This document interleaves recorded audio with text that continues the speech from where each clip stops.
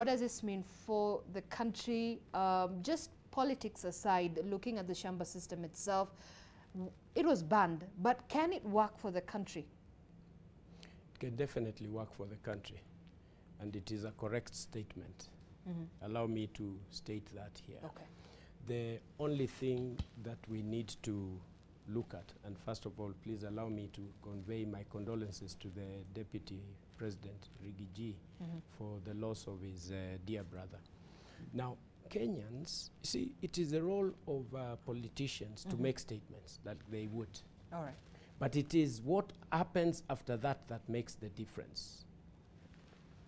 Shamba system has always been in existence, Zainab. It only changed the names in 2005 when the Forest Act came through to be called Pelis, but it is more or less the same thing. In its use and its practicability is that you are given, if you are living around the forest space, you are given about quarter of an acre and you pay 250 shillings per annum to the government, and therefore you are supposed to plant and grow trees over a certain period of time, and therefore it is easy. The cost, according to reports by KFS and others, is that to do a 1 hectare of trees over a period of time, you need about maybe 2,000 shillings per acre. But then this reduces that to about 500 shillings. So there is a saving in all these things. But there's something I know about forests that a lot of people may not know. And I request that the country listens to me when I talk about forests. I know a bit. I have been to places in this country. When I was chair of Kenya Water Towers, I found 5 water towers as at that time. Together with the team, a tremendous team at Kenya Water Towers, with the presidency and the minister then, we grew the so-called water towers from 5 water towers to now 100 and something water towers across the country. As we did the committee that was launched by His Excellency, the Deputy President then, today is the President, about the process of getting to know about the forest and all that led to the closure of the forest, we found, and I have participated in places where tree production in this kind of manner makes a lot of sense. But there are places where it just does not work. Pelis does not work, will not work because of the type of Kenyans we do have. You find that you're going to plant trees and we have people carrying salt. Immediately as you plant, they put salt in the seedlings so that it will never grow. We have people who are doing, it's called Shtua program. So you plant trees, after about 2 months, they come and lift it up and then pin it down. So you have killed the roots and all that. Those are the Kenyans we have. We have places where Pelis was expected to be successful, but we have people who went in to do commercial maize production. There is a scientific procedure of what kind of plants can grow in the forest. And first of all, there needs to be proper differentiation.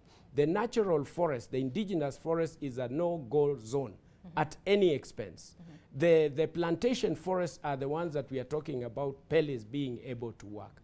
There is conflicting report and information where KEFRI produced a report to say that maize is okay and you can do this kind of plants, when KFS and the other side are saying maybe you can only do vegetables and low-growing plants so that you protect the forest, because there is competition of the plants. Because of this fight, this is where we lost Chepalungu forest, where people found that the forest has been given to other people and we have not been allowed to use it. And the community around went in to mess up, and within 3 years, there was no forest that was called at this.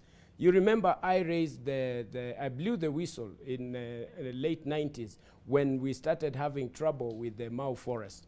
Today, we have those problems. When you protect forests, and this is just fencing forests, you allow a regeneration of a forest, and this has happened in Mau East, where people were voluntarily taken out. But you need to have the community around this place to benefit. This is for sure. But it has to be so organized. Not at a time when we do not have enough officers for KFS. They don't have enough people to man the forest. The number that is required per hectare is not what is there. And then we also have issues because they are not having funding to raise a 1% forest cover, Zainab. In Kenya, studies have shown, and this I was participating in this process, you need 580 million trees to be planted, just 1% of the forest cover. And for Kenya is currently depleting 150 million trees per annum. And therefore you need 730 million trees to be planted for you to achieve a 1% forest cover. And where the higher the forest cover, the more the rains, the more the food protection. And therefore some of these statements should not be taken to mean that we are introducing crops into the forest.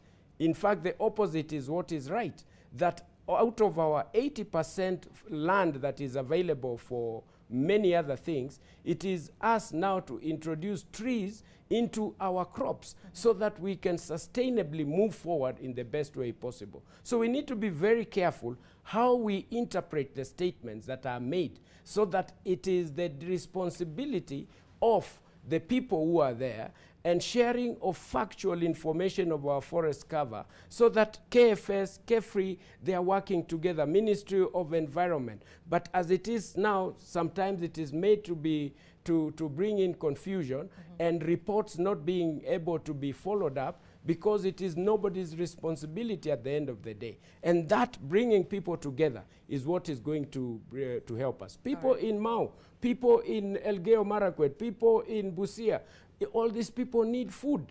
And if they can see a forest that is available, then they are going to get in. Just after that statement, we already have people who have gone back to Mau. That is what we need to be careful so that we implement that which is good for Kenya. And it is not the Deputy President's responsibility alone. Neither is it the President's alone. It is all of us, as they have said, that we educate each other so that we can be able to have a better Kenya. And it's not going to be one person. It's all of us to do what is right for common good.